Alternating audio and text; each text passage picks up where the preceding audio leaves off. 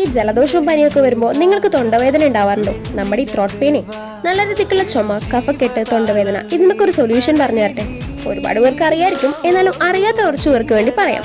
സംഭവം ഈ പനിക്കൂർക്കേന്റെ ഒരു ലേഹിയാണ്. ഇതിനായിട്ട് നല്ല ഫ്രഷ് പനിക്കൂർക്കയുടെ ഇല പൊട്ടിച്ച് കഴുകി വൃത്തിയാക്കി മിക്സിയിലിട്ടൊന്ന് പേസ്റ്റ് ആക്കി എടുക്കണം. ഈ പനിക്കൂർക്കയ്ക്ക് ഇവിടെ കന്നിക്കൂർക്ക എന്നും പറയലുണ്ട്.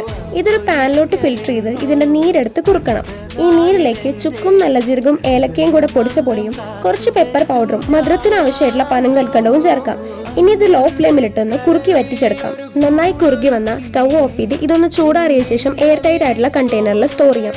ഡെയിലി ഇതൊരു 2 നേരം 1 സ്പൂൺ വെച്ച് കഴിച്ചു കഴിഞ്ഞാൽ ജലദോഷം, തൊണ്ടവേദന, ചുമയൊക്കെ പമ്പ് അടക്കും. പിന്നെ ഇത് ഫ്രിഡ്ജിൽ വെക്കണമെന്നില്ല, ഒരു 3-4 ദിവസം വരയ്ക്കും കേടുകൂടാതെ പുറത്തിരുന്നോളൂ. ക്ലൈമറ്റ് ചേഞ്ച് ഉണ്ടാകുമ്പോഴേ വോയിസ് പെട്ടെന്ന് മാറുന്ന എന്നെപ്പോലുള്ള ആളുകൾക്ക് ഇത് നല്ല യൂസ്ഫുൾ ആയിരിക്കും. തൊണ്ടവേദനയും വന്ന് വോയിസും പോയി ആ കാലം പായിട്ടിരിക്കുമ്പോഴാണ് എന്റെ സോജിമേമ എനിക്ക് ഈ സംഭവം പറഞ്ഞു തന്നെ. എനിവേ ഇത് നല്ല വർക്ക് ആവുന്നുണ്ട്. Thanks to സോജിമേമ.